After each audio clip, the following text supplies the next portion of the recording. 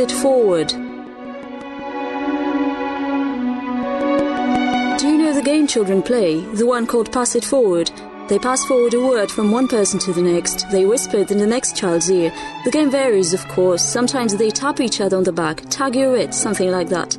But the idea is the same. Why do you think I'm saying all this? I will tell you a word, tap you on the shoulder and say pass it forward, and someone else will accept and carry my burden. The chain must not be broken. One mustn't stumble, confuse or misinterpret the forwarded message. Indeed, people's destinies sometimes intertwine in the most fantastic way. Nothing is ever accidental. Mukhtar Awezov, Abay Kunanbayev and Anna Nikolskaya. In one way or another, their names belong in the same group. She entered the world of Kazakh culture by the initiative of Mukhtar Omarkhanovich. He opened before her the immense Kazakh sky. When speaking of the Mukhtar Omarkhanovich tandem with Anna Borisovna, one should probably mention that it was more of a trio than a duet. The three of them were united by their acute sensitivity to the historical era and a similar understanding of people and the country. They also shared a common understanding of their culture.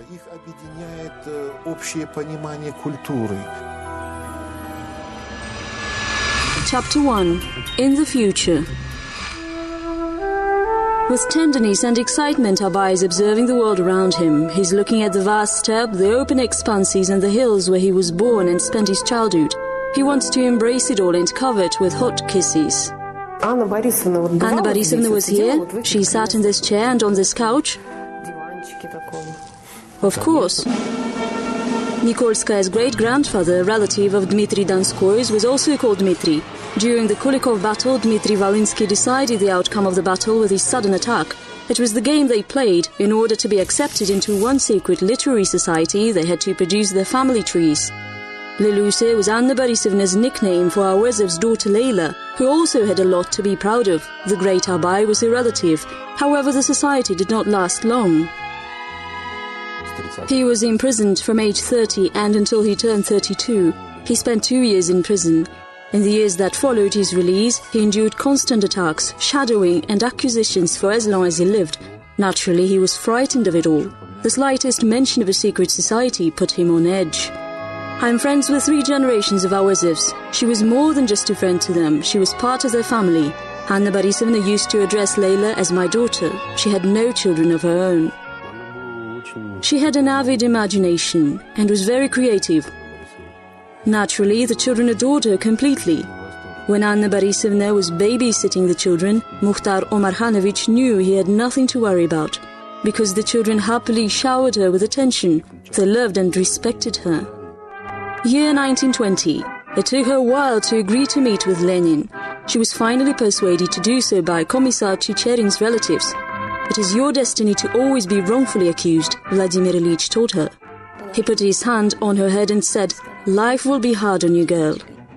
Life was indeed hard on the young Anna Borisovna. In 1917, she graduated from the Institute for Noble Maidens. In 1919, the Red Army had her father executed. Professor, researcher Fet and Pushkin, a lawyer, a famous poet, and one of the closest associates of Tsar Nicholas II. They say his body was fed to the beasts at the zoo. She loved him very much. This was the wound she never recovered from. The elder brother, a White Guard officer, was killed in the Civil War. The second brother, a communist and a secret agent of Joint State Political Directorate, was executed in 1937. Her mother suffered a mental breakdown after her husband's death and moved to Alma-Ata, where she later hanged herself. Anna was arrested in November 1933. During the interrogation, the investigator smashed her head with a pistol handle. She was sentenced to an administrative exile in Kazakhstan for 3 years. Given her state of health, she was allowed to travel alone without an escort. She was expected to pay for her trip herself. In Almaty, she taught French and learned Kazakh. She came here and got a job. She started translating the epic Kizhebek. This is how they met. She was accepted into the Union of Writers as a consultant and entrusted to translate Kazakh poetry. March of 1935, the city of Alma-Ata. A meeting of the Union of Writers is underway. Translation of Kizhebek is under discussion. Awezov came in a little late. My first impression of him was that of a very bright man. He was young, he had the kind of face that really stood out. a dazzling smile, his large, slightly bulging eyes sparkled brightly. "Hello, my name is Awezov," and he flashed his smile again, so friendly and dazzling. All my work-related hesitations and doubts immediately found support. I have found my friend and supporter. Sometime later, all copies of the poem Kızcıbek, translated by Nikolskaya, were withdrawn from libraries and stores. She was sentenced to 10 years without the right of correspondence. 3,650 days, 10 years, is a fatal figure which was burned into my soul and ached painfully like a stigma. In the 40s, there were people sentenced to 25 years in prison, and everyone regarded them with a smile. The term was considered exaggerated, unrealistic and fake. There is no way that could be true, therefore the worst sentence one could get was 10 years. However, not many would live to be released, many will die before the end of their term. Year 1937, excerpt from the testimony of Agent Mali. Nikolskaya said, "First it was the Ukrainians who were being persecuted and imprisoned, then the Belarusians, and now it seems to be the Kazakhs' turn. Their statement appears to be a reason for another arrest. The sentence was 6 months in the Almaty prison, followed by Sevurallag." Chapter 2. Following the Way of Abai. Worn out, I was cheated by everyone around.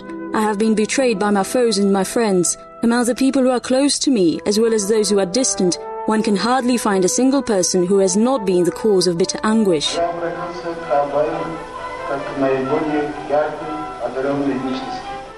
This is the table where Mukhtar Omarkhanovich wrote the first and second volumes to The Way of Abai.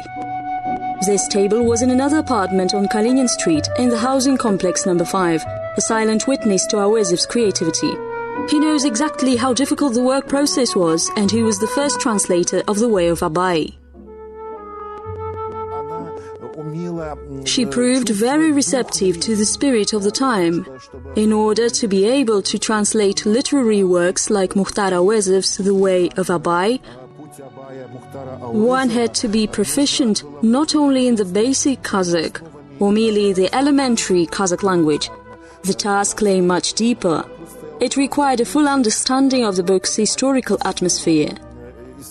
The ability to sense the atmosphere of the historical period was one of her many talents. During the war, the supply of the concentration camps deteriorated.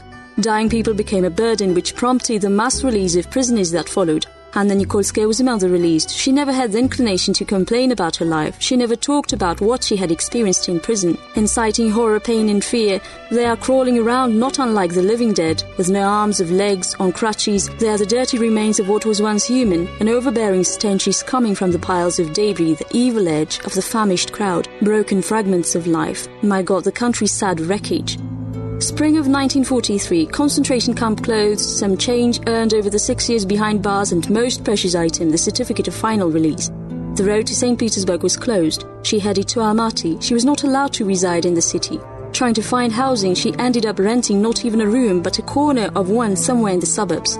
She paid her rent by helping the landlady's son with his homework. To keep from starving, she wrote doctoral and candidate dissertations for other people. Under the table in this room, there was no other place for her. She made an office for herself under the table. That's where she worked on her translations. She was like a leper, afraid to go out in the street, held under supervision at all times. Every week she had to report to the authorities as a potential criminal. She kept away from her friends and acquaintances, and they kept their distance as well, associating with an exiled person who was punishable by a prison sentence. Mukhtar Awezov was one of the very few who offered Anna Borisovna their support. A lot has changed around here during the time that I was away, the people, their interests, concerns and hopes, and among these distinct changes, the one that was especially touching to me was the joy and kindness with which I was received by the Awezov family.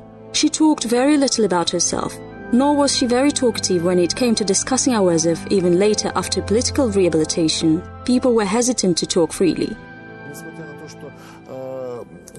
Despite being the author of such a great work of genius, a recognized masterpiece, he found himself in the position of a man who was about to be removed, about to be taken away. Mukhtar Omarkhanovich asked Anna Borisovna to translate The Way of Abai. For her, it was much more than a work opportunity. It was her chance of surviving. For Awezov, who was under the supervision of the authorities, it was a big risk. In 1949, he receives the Stalin Prize, and in a couple of months, the devastating article comes out. He was never defended. He was constantly haunted by accusations of nationalism and admiration of the feudal past. It was akin to suicide to imply that the epic Stalin Prize-winning poem was translated by the enemy of the people. In the first editions, it was printed that the book had been translated and edited by Leonid Sobolev, a well-known and very influential Soviet writer.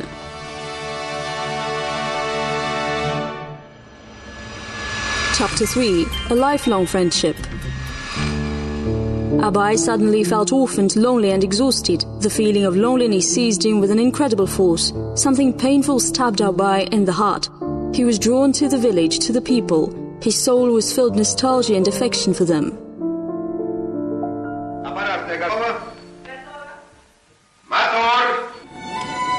There was nothing incidental about it. Nikolskaya translated the songs in the film, again by the initiative of Mukhtar Omarkhanovich, but her name was not mentioned in the credits. For a long time her name was not mentioned anywhere. It was my translation of The Way of Abai, which received worldwide recognition and has been translated into many languages. There were also problems with the financial compensation. Even Awezov was unable to help her. Anna Borisovna refused to translate the third and the fourth volumes of The Way of Abai. The third volume was translated and edited by Sobolev. The fourth was completed by Zoya Sergeyevna Kedrina. All in all, there were 5 translators. One of them was Nurtazin. Several chapters were translated by Anov, but Mukhtar Omarkhanovich was always unhappy with all translations done after Anna Borisovna. During the decade of Russian literature, after the 20th Congress, Leonid Sobolev arrived in Almaty. At the Presidium, he headed straight for the microphone and said, "I have just been told that a wonderful woman, Anna Borisovna Nikolskaya, is alive and lives here. She translated the first 2 volumes, and we couldn't put her name in the credits. We were forced to put mine instead." I rushed outside and called Anna Borisovna from the payphone. "Anna Borisovna, Sobolev has just finished speaking. He has confessed everything that had happened. The reason why your name could not be mentioned. Are you happy?" Silence.